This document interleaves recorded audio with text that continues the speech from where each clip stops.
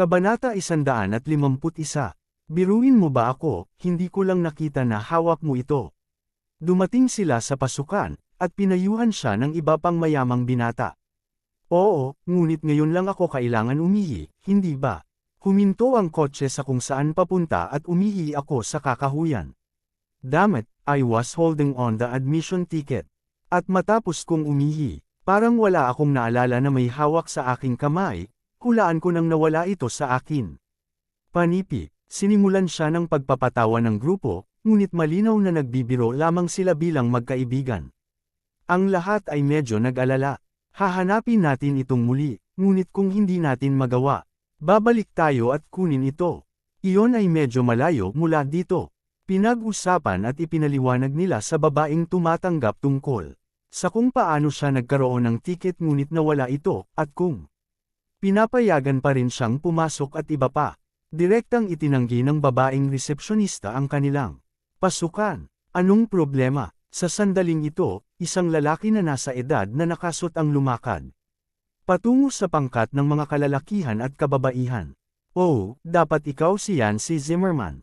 Ang nasa katanghaliang tagapamahala ay orihinal na may isang walang malasakit na ekspresyon sa kanyang mukha, ngunit nang makita niya ang taong nawala ang kanyang tiket, ang mukha niya ay lumiwanag. Naalala mo pa ba ako? Nag-dinner ako kasama ang iyong ama, si G. Taylor Zimmerman, sa isang restaurant sa estado ng lalawigan. Nandoon ka sa amin. Panipi, ngumiti ang katanghaliang tagapamahala. O, naaalala ko, ikaw ba si Ted Lopez, ang tagapamahala ng kumpanya ng paglilibot? Oo, ako ito. Kaya, tungkol saan ang kaguluhan na ito dito? Panipi, nakangiting tanong ni Ted. Karaniwan, si Yancy ay may isang madaling lakad na personalidad. At lahat ay gustong magbiro sa kanya, ngunit ang $1 na mga ari-arian ng kanyang pamilya ay itinuturing na malaki sa estado ng county, at halata na si Yancy ang pangunahing pokus sa pangkat ng mga kalalakihan at kababaihan. Kaya, gaano man kaloko ang niloko nila, kapag narinig nila na nasa problema si Yancy, wala sa kanila ang aalis sa tabi niya. Lalo na ang mga babae. Hahaha, well, Mr. Lopez, nawala ang aking tiket sa pasukan, ngunit kung babalik ako upang hanapin ito, hindi yun magandang ideya. Kaya, okay lang ba kung makapasok ako ng walang tiket? Panipi, ngumiti si Yancy, iniisip ang nasa isip niya, magiging maayos ang lahat. Sinubukan niyang iwaksi ito at handa nang pumasok. Hindi, Yancy, pinigilan siya ni Ted. Kung ito ay karaniwang dating araw, maaari mong gawin ang nais mo, ngunit sa oras na ito ay isang espesyal na okasyon. Bibigyan lamang kita ng direktang paliwanag. Sa ibabaw, ang cruise party na ito ay tila inayos ni G. Holden para sa isang pangkat ng mga mayayamang kabataan na magsaya at magsaya, ngunit sa totoong katotohanan, talagang ginusto ni G. Holden na imbitahan si G. Crawford mula sa Mayberry. Panipi, Mr. Crawford. Nagkatinginan sina Yancy at ang iba pa. Ahem, sa palagay ko hindi mo malalaman kung sino ang batay kay Mr. Crawford sa aking direktang paliwanag, ngunit dapat alam mo. Ang tungkol sa komersyal na kalye sa Mayberry, tama ba? Kalokohan, ang kalye ay kilala bilang Gold Fountain ng Mayberry. Ang kalyeng iyon ay palaging masikip at masikip. Gusto kong pumunta sa Wayfair Mountain Entertainment, ngunit halos hindi ko ito kayang bayaran, sabi ni Yancy. Ahem, kalimutan ang tungkol sa Wayfair Mountain Entertainment. Sa totoo lang, ang buong Mayberry Commercial Street ay pagmamay-ari ng isang tao, at ang taong iyon ay si Mr. Crawford. Panipi, ano, nabigla si Yancy. Ang mga magagandang batang babae sa tabi niya ay nagulat din. Lahat, ang ilan sa mga taong mayaman sa pangalawang henerasyon ay talagang mayaman, ngunit nakuha nila ang pera mula sa kanilang mga magulang, tulad ng para sa isang tulad ni Gerald Crawford, na nagkaroon ng kanyang sariling malaking industriya. Siya ay napakalayo din doon. Nagtataka sila kung sino ang sumusuporta sa kanya mula sa likuran. Nagulat ang buong karamihan. Yancy, yun ang dahilan kung bakit mas mahigpit ang mga patakaran sa pasukan sa oras na ito. Natatakot silang ang ilang mga Bastos na tao o ang paparazzi ay makalusot o kung anuman. Panipi, paliwanag ni Ted, matyaga. Okay, pagkatapos ay babalik tayo at hanapin ang ticket. Bumalik sila at naghanap ng kalahating araw, ngunit hindi ito nagawang magawa. F***, nangangahulugan ba ito na hindi ako makakapasok? Mapait na sabi ni Yancy. Mayroon lamang isang ticket sa pagpasok bawat tao, at ito ay hindi isang kalakal na bibilhin lamang ng isa. At sa mismong sandaling iyon, ang babaeng tumatanggap na tahimik na nakatayo sa tabi, biglang namula. Siya ay namamatay na upang sabihin kahit ano ngayon, ngunit hindi.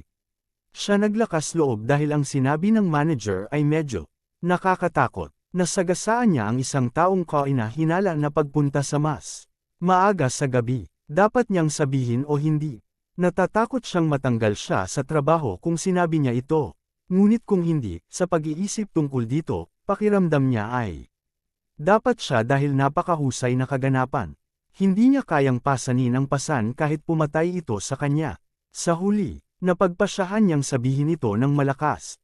Mr. Lopez at Mr. Zimmerman, hindi ka dapat mag-alala. Siguro ang dahilan kung bakit hindi mo mahanap ang iyong ticket ay dahil dapat may kinuha ito. Agad na nagsalita ang babaeng resepsyonista.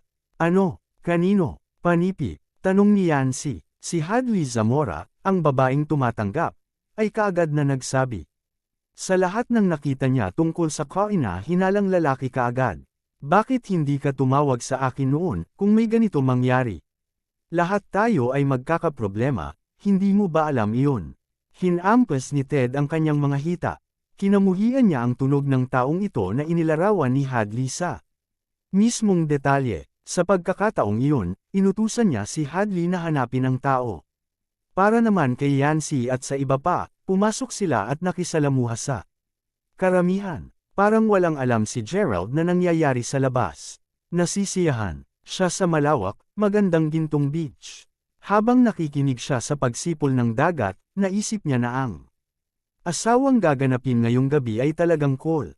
Sa tabi ng beach ay isang hotel na tanaw ang karagatan. Kinuha ni Gerald ang ticket sa pagpasok at pumasok sa hotel sa ilalim ng patnubay ng isa pang male receptionist. Mas maaga sa araw na iyon, tumawag sa kanya si Aidan Baker. Nasa silid pa rin sila at hindi pa sila nagigising. Hindi nila akalain na darating ang aga ni Gerald. Agad silang lumabas upang hanapin si Gerald. Huminto ka dyan, may mangyaring pigilan siya. Biglang tumakbo palayo dito si Ted at nakita niyang papasok na sa elevator si Gerald. Agad niya itong sinigawan. Nakita ni Gerald ang isang pangkat ng mga tao na tumatakbo papunta sa kanya. Kabanata 152. Nagulat si Gerald. Huminto siya upang tignan kung ano ang kanilang kalagayan. Ikaw, ipakita sa akin ang iyong ticket sa pagpasok ngayon. Panipi, labis ang galit ni Ted Lopez. Sa totoo lang, si Gerald ay walang hitsura sa isang mayamang binata. Duda siya kanina na maaaring ito ay isang pagkakamali, ngunit pagkatapos tingnan ang damit ni Gerald, tiyak na hindi ito isang pagkakamali. Kinamumuhian siya ni Ted hanggang sa buto. Hindi mo ba nasuri ang aking ticket sa pagpasok kanina?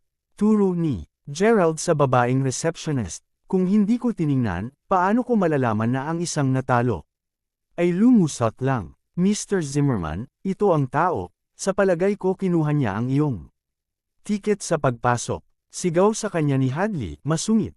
Matapos sabihin iyon, lumapit siya kay Gerald at inagaw ang ticket mula sa kanyang mga kamay. Jeez, ang mundo ay talagang malaki at mayroong lahat ng mga uri ng mga tao, at ang mga taong katulad mo ay talagang iniisip na maaari ka lamang sumali sa cruise party ngayong gabi. Ang ilang mga batang babae ay nagkotikip sa kanilang mga bibig. Habang sila ay sneakered, ang kanilang mga mata ay napuno ng paghamak. Saka lang naintindihan ni Gerald. May pakiramdam siya na tumawag siya sa kanya dahil pinaghihinalaan nila na kumuha siya ng ticket sa pagpasok ng iba, at nagkataon na may isang taong nawala ang isang ticket, kaya ang unang taong pinaghinalaan nila ay siya. Naiwan si Gerald na walang imik. Mr. Lopez, tawagan ng pulisya. Ang taong ito ay dapat na sumusubok na magbalak ng isang masamang bagay. Sinabi ng mga batang babae. Nakuha na ni Headley ang kanyang telepono at handa nang tumawag. Sa pulisya, Mr. Crawford, kaya narito ka. Doon lang dumating si Aiden Baker at ang iba pa. Sumagasaan sila. Ha, Aiden, ikaw pala yan. Panipi, sabay na sabi ni Yancy. Masaya akong makilala, Aiden. Ang ilang magagandang batang babae sa tabi ni Yancy ay gumagalang sa kanya. Ang mga assets ng pamilya Baker ay higit sa $100 milyong dolyar sa kabuuan. Oh, Yancy, kaya kayo ang lahat. Ang pangkat, tulad ng Aiden, ay pawang mga mag-aaral sa 3 taon sa John Hurst University. Siyempre alam nilang lahat si Aiden Baker, ang malaking bully ng John Hurst University. Mr. Crawford, kilala mo ba sila? Tumawa si Aiden at tinanong si Gerald. Wala akong kilala sa kanila. Inakusahan nila ako na ninakaw ang kanilang tiket at lumusot. Tatawag pa sila sa pulis upang arestuhin. Ako, panipi, mapait na ngumiti si Gerald. Ano, nakawin ang kanilang mga tiket. Sinong fuck ang nagsabi? Niyan, panipi, galit na galit si Aiden. Natigilan si Hadley. Narinig niya ang tungkol sa Aiden Baker, at siya ay itinuturing na sikat tulad ni G. Holden. Ngunit bakit naging magalang si Aiden sa natalo na ito? At ano ang tawag sa kanya ni Aiden? Mr. Crawford, Mr. Baker, mangyaring hayaan mong ipaliwanag ko, sa palagay ko. Maaaring mayroong ilang hindi pagkakaunawaan.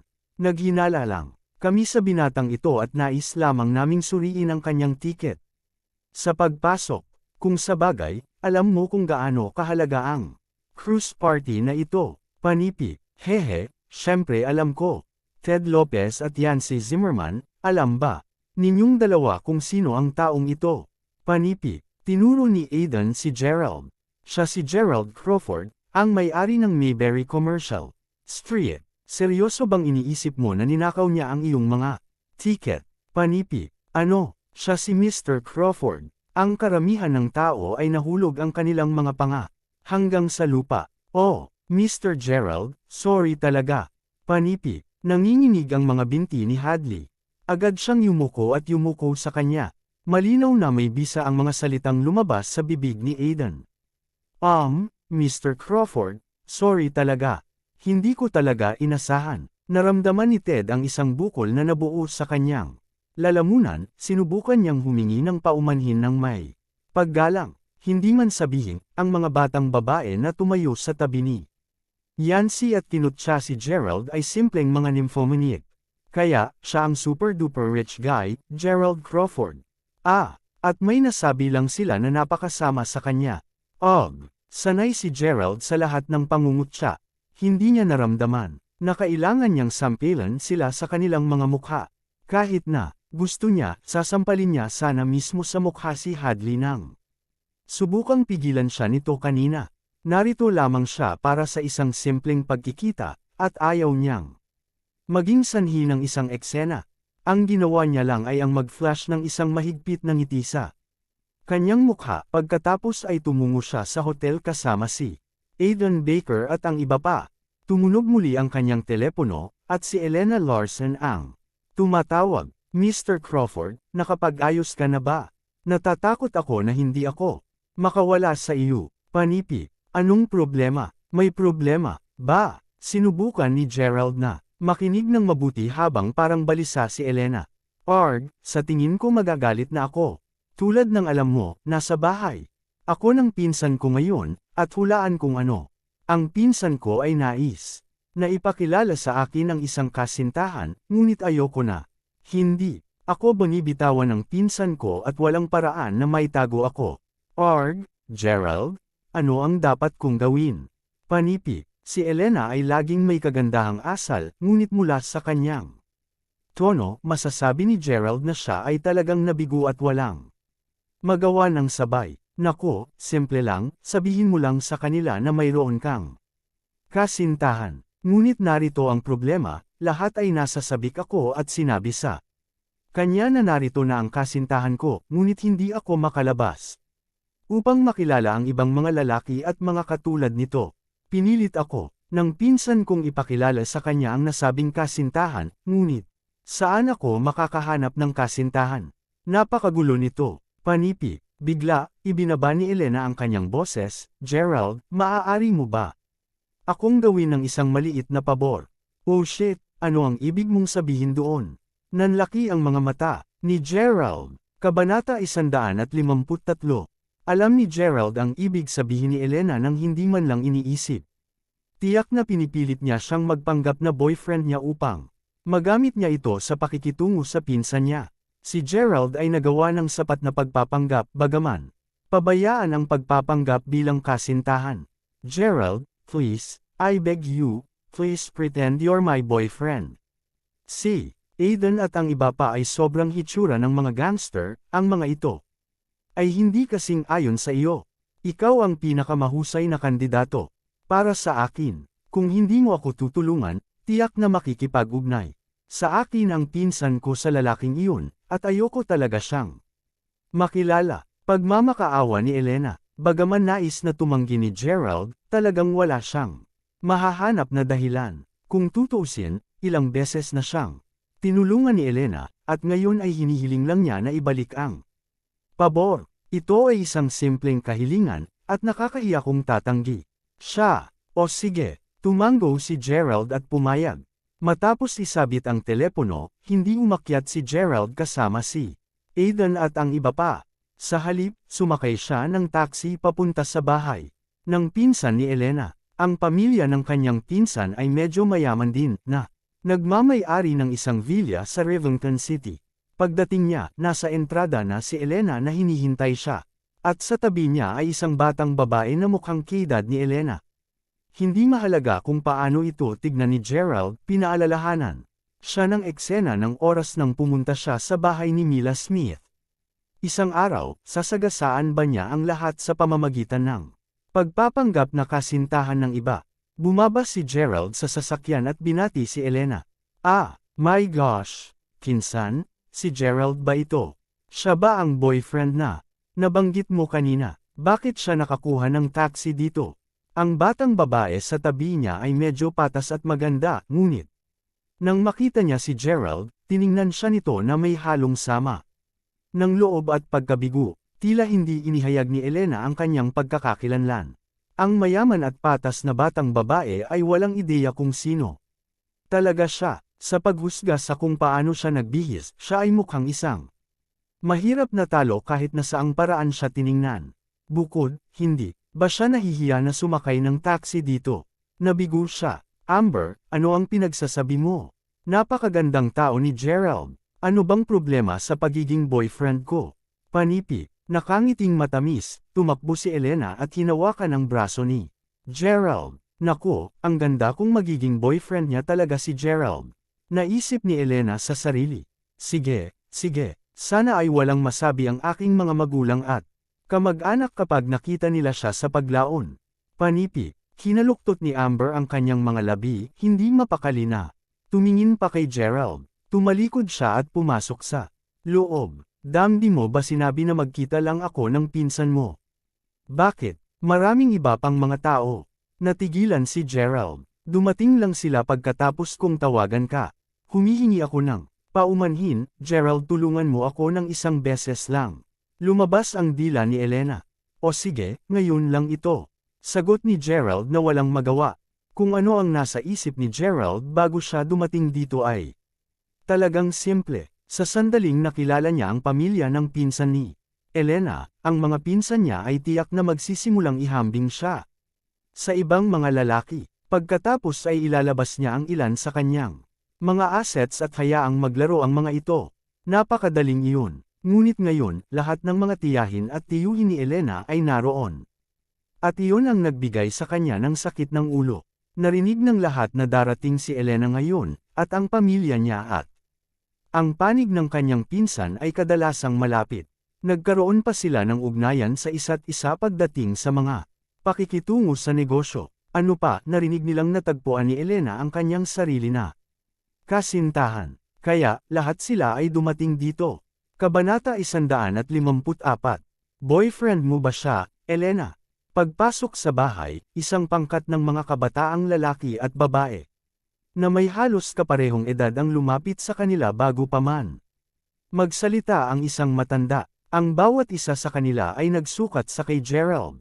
Hindi nagtagal bago ibunyag ng mga taong ito ang kanilang isip. Wow, si Elena ay napakaganda. At mayroon siyang napakasindik na panlasa. Halata namang malayo ang boyfriend niya rito. Kudlid, Elena, hihilingin namin sa iyo na samahan ka sa cruise party na magkasama, ngunit palagi mong sinasabi na mayroon kang dapat gawin. Kaya dinala mo ang kasintahan mo. Sabi ng isa sa mga babae. Oo, ngunit kung ano ang isang pagkakataon maaari kaming magsama. Ngumiti si Elena at hinawakan ang kamay ni Gerald. Hindi na binitawan kahit minsan. Wala sa kanyang mga pinsan ang sumalubong kay Gerald. Alam ni Elena na mababa rin ang tingin nila sa kanya.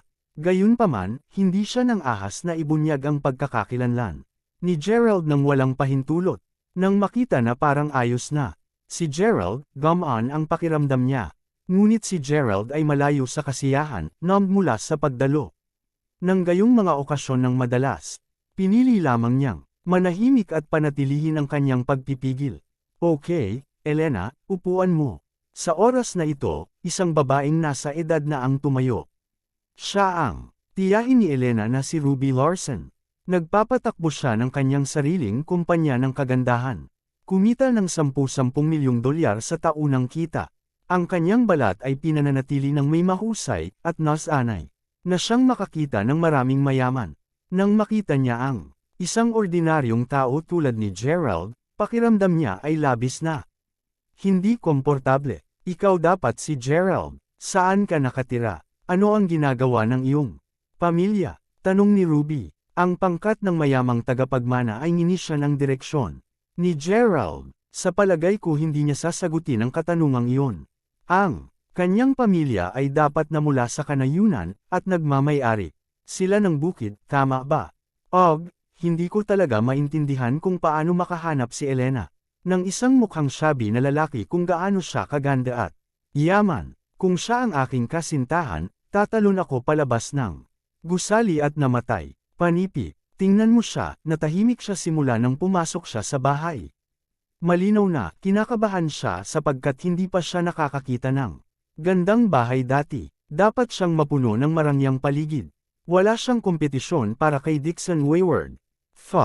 Ano pinagsasabi mo siya, isang kompetisyon para kay Dixon Wayward? Sa isang tabi, maraming kalalakihan at kababaihan ang tumatawid sa kanilang mga braso habang pinagchismisan si Gerald. Nang mabalitaan ni Amber na inihahambing nila siya kay Dixon Wayward, agad siyang napasimangot. Sino nga ba si Dixon Wayward? Siya ang taong ipinakilala ni Ruby kay Elena. Ang kanyang pamilya ay nagmamay-ari ng isang kadena sa hotel. Nagtapos siya sa John Hurst University at ang pangulo ng kinatawan ng mag-aaral ng kagawaran ng economics at pamamahala. Siya ay isang taong may mahusay na mga nakamit. Ang taong ito, dito mismo ay hindi magiging tugma sa kanya. Kudlid, narinig ni Gerald ang lahat dahil lahat sila ay malakas na nag-chat. Hindi siya nagalit, medyo nalulumbay lamang. Napakahalaga ba ng kayamanan ng isang tao? Kailan nagbago ang mga pamantayan sa pagkakaiba sa pagitan ng isang mabuti o masamang tao mula sa moralidad patungo sa kayamanan? Kung mayroon kang kayamanan, lahat ng iyong sinabi at ginawa ay palaging tama, ngunit kung ikaw ay mahirap, wala ka. Naalala ni Gerald ang lahat ng mga nangyari sa nakaraan. Noon lang siya tumingin kay Amber. Ang aking pamilya ay nasa isang maliit na bayan ngayon sa bansa. Ang aking mga magulang ay nagpapatakbo ng isang maliit na negosyo. Totoo namang sinabi ni Gerald. Galing talaga siya sa isang maliit na nayon. Ang kanyang mga magulang ay maaaring magpatakbo lamang ng isang maliit na kiosk. Sa bayan aking kabutihan, si Amber at ang iba pa ay higit na kasuklam-suklam. Si Ruby, na walang sinabi tungkol sa pag-upo kay Gerald, ay naging mas seryoso nang marinig niya ito. Kung gayon anong uri ng merito ang kailangan mong umibig kay Elena? Anong ugat? Panipi, Kabanata 155. Tita, huwag mong sabihin yan. Pinandilatan siya ni Elena nang nanlaki ang mga mata. Hindi talaga niya inaasahan na lalabas sa bibig ng tiyahin ang mga ganitong malupit na salita. Wala talaga siyang ideya kung sino ang taong nakatayo sa harapan niya. Siya ay tunay na isang magaling na tukon at isang mahusay na patron ng pamilyang Larsen. Medyo nagulat si Elena. Matapos pag-alitan ng husto, medyo naalimpungatan lang si Gerald. Ang mga salita at panunuya ay tila numb sa kanya. Akmang sasawayin pa ni Ruby si Gerald. Nais niyang ipaintindi sa kanya na kailangan niyang lumayo kay Elena.